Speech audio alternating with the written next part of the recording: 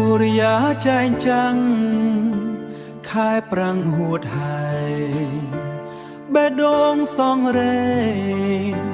នឹកដល់ពុកម៉ែឃ្លាតចាំងស្រុកឆ្ងាយចង់មានដូចគេខ្ញុំខំសិក្សាស្រវាចំណេះ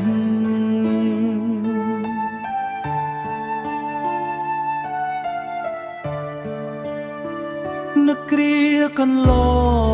ងចាំចងជានិច្ចនឹកគ្រាកំព្រិចធ្វើជាអំបងតាម៉ៅអ៊ូអព្រៃឈើល្វឹងល្វើយវាលស្មៅស្រស់ស្រាយជើងភ្នំដៅពុន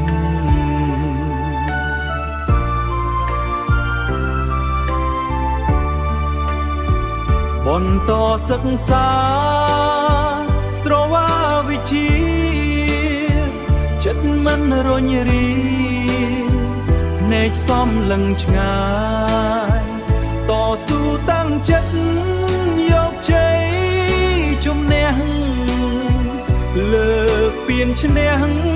លើការសិក្សា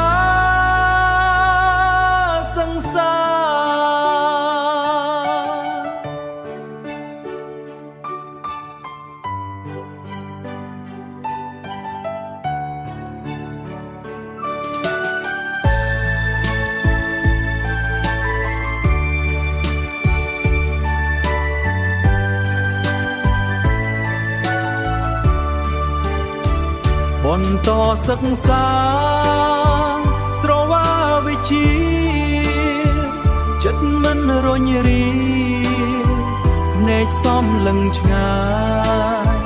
តស៊ូតាំងចិត្តយកជ័យជំនះ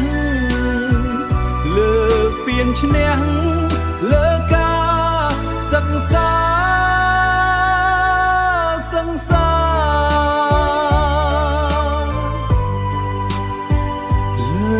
ពៀនឈ្នះលើការសិក្សា